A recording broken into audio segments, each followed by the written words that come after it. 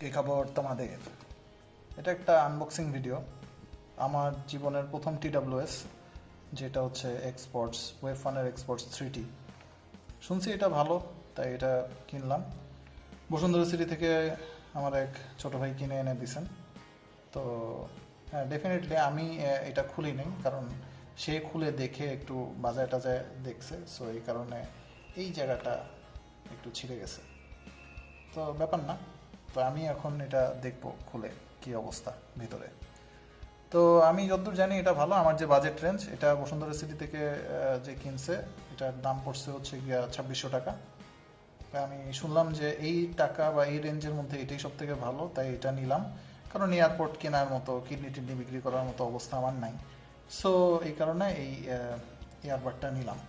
তো দেখি ভিতরে কীরকম। এটাতে শুনছি যে অনেক কিছু নাকি আছে, হ্যান ত্যান।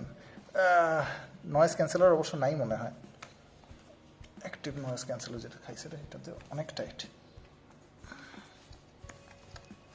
ওকে ওকে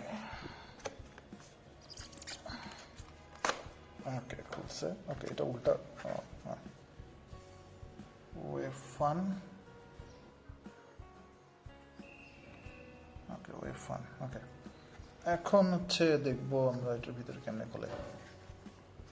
এদিক দিয়ে মনে হয় নাকি? ও, সামনে দিয়ে।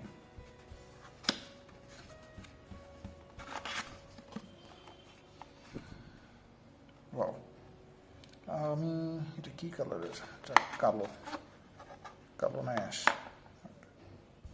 সুন্দর একটা বাক্স দেখতে পাচ্ছি, এটাই চার্জিং হয় এটা দিয়েই। ওকে, এটা থাকুক।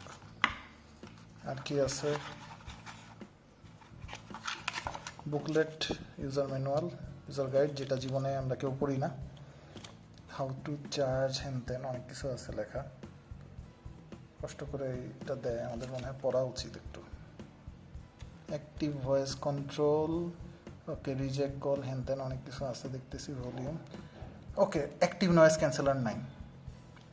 ওকে, আমার আরেক কলিগ, তার একটা এরকম এয়ারপড দেখছিলাম, এয়ারপড, যেটা খুবই ভালো ছিল, অ্যাক্টিভ নয়েজ ক্যান্সেলারও ছিল।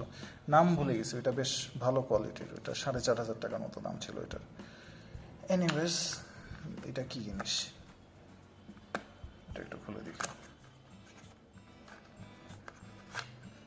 ওকে, টাইপ সি। ওকে, টাইপ সি কে বলতেছে চার্জ করার জন্য।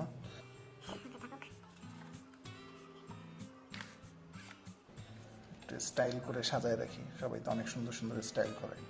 আমার যে অবস্থা সেটআপের, কারেন্ট নাই তার উপর, তারপরও তর্স ছিল না, এই কারণে নিয়ে খুলে ফেললাম এবং ভিডিও করেই ফেললাম।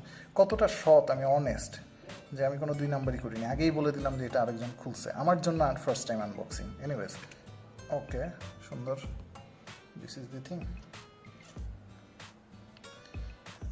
এবার যা দেখি, লাইট জ্বলতেছে। ওকে, চার্জে আছে তার মানে এটা। নাইস।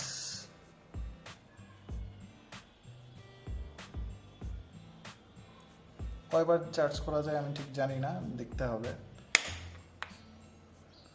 এটা হচ্ছে সেই জিনিস, কাঙ্ক্ষিত সেই জিনিস।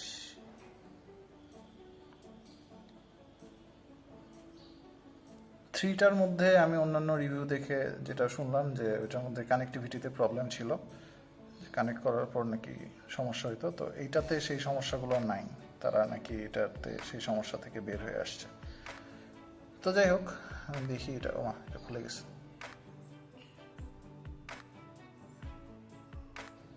ওকে, লাগাই ফেলছি, সুন্দর শেপ টেপ ব্যবহার করে দেখব।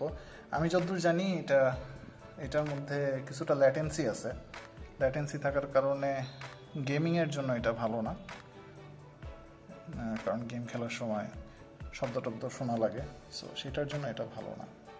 বাট অন্যান্য কাজের জন্য, গান শোনার জন্য শুনছি অসাধারণ, ওয়েস্টেজ নাকি ভালো। আর অবভিয়াসলি এটা কথা বলার জন্য আমি যতদূর জানি ভালো না। কোনো TWS কথা বলার জন্য তেমন একটা সুবিধা হয় না, কারণ মাইকগুলো আর কি অনেক দূরে থাকে মুখ থেকে, সো কথা বলার জন্য তেমন একটা ভালো হয় না। বাট গান শোনার জন্য এটা ভালো। তো এটা আসলে আমার গান শুনে দেখতে হবে এটা কীরকম। এখন যেই মোবাইল দিয়ে রেকর্ড করতেছি ওইটাতেই যেহেতু গান শুনবো, তাই এখন এটা দেখাতে পারতেছি না, আমি যা যা জানি সেগুলো বললাম। এটাতে নর্মালি আমি যতদূর শুনলাম যে এটা 3.5 ঘন্টা মনে হয় চার্জ থাকে, 3.5 থেকে 4 ঘন্টা চার্জ থাকে টানা গান শুনলে। আর এই যেটা আছে, এই যে চার্জারটা, ব্যাটারিটা আর কি, এটা দিয়ে প্রায় হচ্ছে যে 3-4 বার চার্জ করা যায়, 4 বার মনে হয় চার্জ করা যায় এটা দিয়ে।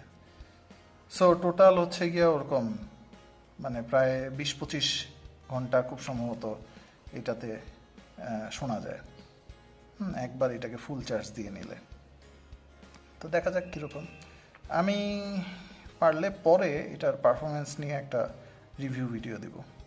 তো let's hope for the best যে এটা কীরকম পারফর্ম করে। Thank you.